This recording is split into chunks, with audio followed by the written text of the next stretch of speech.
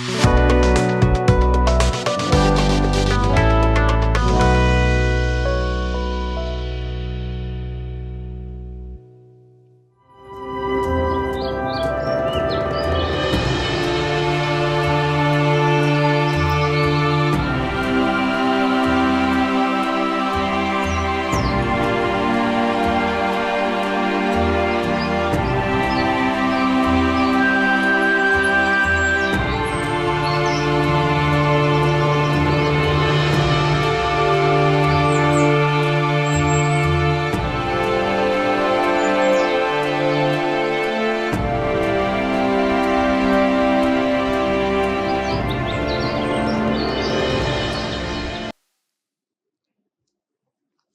जीशु ख्रीष्ट अति बहुमूल्य नाम संपर्क इंडिया द्वारा प्रस्तुत कार्यक्रम नुआ सकाल आशार आज अध्याय में आपण स्वागत जनाए। आज आम जो प्रसंग आलोचना करवा आलोच्य प्रसंग होची स्वेच्छादानर आनंद। स्वेच्छादानर आनंद जड़े व्यक्ति जदि स्वेच्छारे किछि करे उत्तम कार्य तार आनंद टिके भिन्न अटे। से आनंद टिके नियारा आनंद सेमती आनंद आपण बहुत कम पाइबे। लेखा जाउछि स्वेच्छा दानर आनंद। मस्त खोलंतु द्वितीय सामुएल तार 24 पर्व 24 पद। तो राजा अरुण ठारू अरुणा को कहिले ना मात्र मु अवश्य मूल्य दे तुम ठारू एसबु किनिबी आ मु सदाप्रभु मो परमेश्वर को उद्देश्य बिना मूल्य रे होम बलि उत्सर्ग करी नहीं।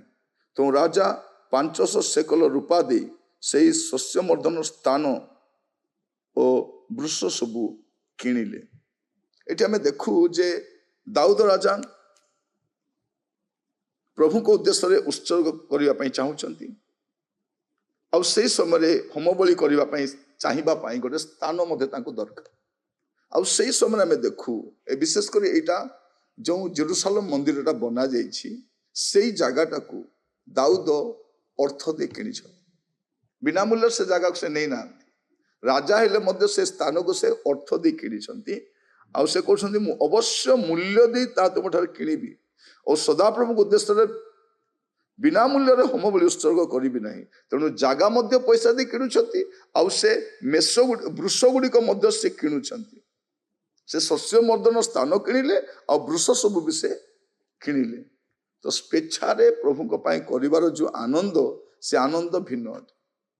आज पृथ्वीर समस्ते से स्थान को जाउछंती बलि उत्सर्ग करने आराधना करने किंतु से स्थान प्रथम दाऊद राजा से स्थान टी अर्थ देकी से किणी आ तत्परे जेरूसालेम मंदिर निर्माण होची गुड़े विषय परवर्ती समय होची किंतु स्वेच्छारे से कले तांको फ्री रे ऑफर करा जाउची तुमको दिया जाउची से कहले मु फ्री रे नेबी नहीं मु स्वेच्छा दान देवी स्व इच्छा रे करिबी से आनंद अलग विषय। आपण तो देखिबे लुक तार 21 पर्व तार 2, 3 और 4 पद। आउ जने दरिद्र विधवा को से 2 क्षुद्र मुद्रा पकाउथिबा देखि कहिले मु तुमको सत्य कहूँ ए दरिद्र विधवा समस्त अधिक पकाई अच्छी कारण एमाने समस्ते भंडार आपण आपण अतिरिक्त धनरु किछि किछि पकाइले किंतु ए आपणार अनाटन अवस्था जो प्राण बंचाइबा निमंते यार जहाँ किछि थिला से सब पकाइला। एटा में देखू जे स्वेच्छा भाव ताको कई बाध्य बाध्यकता करूना से निजे प्रभु को घर को आसवा समय तार जहाँ थिला सर्वस्व से स्वेच्छार दौची। आपण को जड़े कहवा द्वारा जे आपण दान देवे पठेबे दान कौन सेवा कार्य को साहाय्य करेंगे ता आप स्वेच्छारे निजे करने अग्रसर हूँ निजे अग्रसर हूँ। प्रभु आज आम को प्रत्येक को वाक्य जरिया कथा होती मुझे को कहवाई चाहे स्वेच्छादान आनंद टिके भिन्न अटे। दाऊद स्व इच्छा कर दरिद्र विधवा से स्व इच्छा करमको जड़े कहला कौटी गोटे चाप आसला आम जे दान देवा ताहा नुह आम स्व इच्छा करवा। आप देखिए 2 कोरिन्थियो 8 पर्व तार प्रथम 3 पद। हे भाई माने माकिदोनियार मंडली समूह मध्य ଈଶ୍ୱରଙ୍କର ଦତ୍ତ ଯେଉଁ ଅନୁଗ୍ରହ ପ୍ରକାଶିତ ହୋଇଅଛି ତାହା ଆମ୍ଭେମାନେ ତୁମମାନଙ୍କୁ ଜଣାଉଅଛୁ। ସେମାନେ ମହାକ୍ଲେଶ ରୂପ ପରୀକ୍ଷାରେ ପଡ଼ିଲେ ହେଁ ସେମାନଙ୍କର ମହାନନ୍ଦ ଭୀଷଣ ଦରିଦ୍ରତା ମଧ୍ୟରେ ସୁଦ୍ଧା ପ୍ରଚୁର ଭାବେ ଅସୀମ ବଦାନ୍ୟତା ଉତ୍ପନ୍ନ କରିଅଛି। କାରଣ ମୁଁ ସାକ୍ଷ୍ୟ ଦେଉଅଛି ଯେ ସେମାନଙ୍କ ଶକ୍ତି ଅନୁସାରେ ବରଂ ସେମାନଙ୍କ ଶକ୍ତିର ଅତିରିକ୍ତ ଭାବରେ ସେମାନେ ଦାନ କଲେ। ମାନେ ଭାବି ଦେଖନ୍ତୁ, ସ୍ୱେଚ୍ଛା ଦାନର ଯେଉଁ ଆନନ୍ଦ, ସେ ଆନନ୍ଦ ଟିକେ ଭିନ୍ନ ଅଟେ। ପ୍ରିୟ ଭାଇ ଭଉଣୀ ମାନେ, ମାକିଦନିଆର ଲୋକମାନେ ଦରିଦ୍ରତା ମଧ୍ୟରେ ଯାଉଛନ୍ତି, ଭୀଷଣ ଦରିଦ୍ରତା ମଧ୍ୟରେ ଯାଉଛନ୍ତି, କିନ୍ତୁ ସେମାନଙ୍କ ଦାନ ମଧ୍ୟ ଅତିରିକ୍ତ ଭାବରେ ଦେଉଛନ୍ତି, ଶକ୍ତିର ଅତିରିକ୍ତ ଭାବରେ।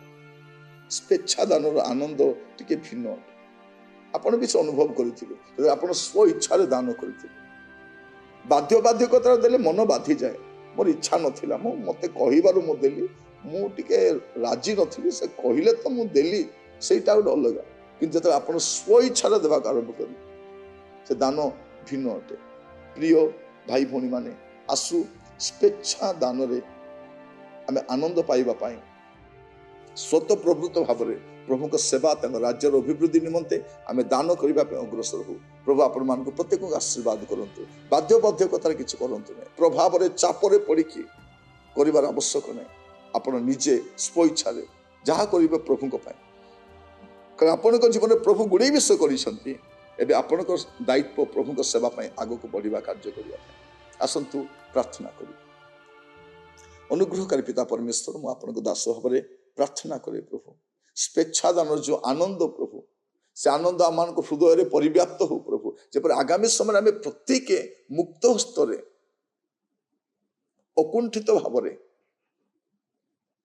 ପ୍ରଭୁ ସ୍ୱତଃପ୍ରବୃତ୍ତ ଭାବରେ ଆମେ ଦେଇପାରିବୁ, ଶକ୍ତି ଆଉ ଶକ୍ତିର ବାହାରେ ମଧ୍ୟ ଅତିରିକ୍ତ ଭାବରେ ଦେଇପାରିବୁ। ଏ ପ୍ରକାର ଅନୁଗ୍ରହ କର ପ୍ରଭୁ।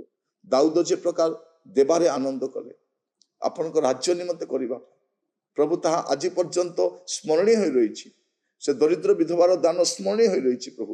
ମାକିଦନିଆ ମଣ୍ଡଳୀ ଅସୀମ ଦରିଦ୍ରତାରେ ମଧ୍ୟ ଭୀଷଣ ଭାବରେ ସେମାନେ ଦାନ କରିଛନ୍ତି ପ୍ରଭୁ। ସେଇ ପ୍ରକାର ଏକ ସ୍ୱତଃପ୍ରବୃତ୍ତ ଭାବରେ ଦେବାର ସ୍ୱଭାବ ଆମମାନଙ୍କ ମଧ୍ୟରେ ଅଙ୍କୁରିତ ହଉ ପ୍ରଭୁ। ସ୍ୱେଚ୍ଛାଦାନର ଆନନ୍ଦକୁ ଆମମାନଙ୍କ ଜୀବନରେ ସୁଦ୍ଧା ଅନୁଭବ କରିବା ପାଇଁ ଦିଅନ୍ତୁ। ପ୍ରତ୍ୟେକଙ୍କୁ ଆପଣଙ୍କ ଦାସ ଭାବରେ ଆଶୀର୍ବାଦ କରି ପ୍ରାର୍ଥନାଟି ମୋର ପ୍ରାଣର ପ୍ରିୟ ଯୀଶୁଙ୍କ ନାମରେ ମାଗିଲି, ଆମେନ୍ ଆମେନ୍। ପ୍ରଭୁ ଆପଣମାନଙ୍କୁ ପ୍ରତ୍ୟେକଙ୍କୁ ବାହୁଲ୍ୟ ରୂପେ ଆଶୀର୍ବାଦ କରନ୍ତୁ। ନମସ୍କାର।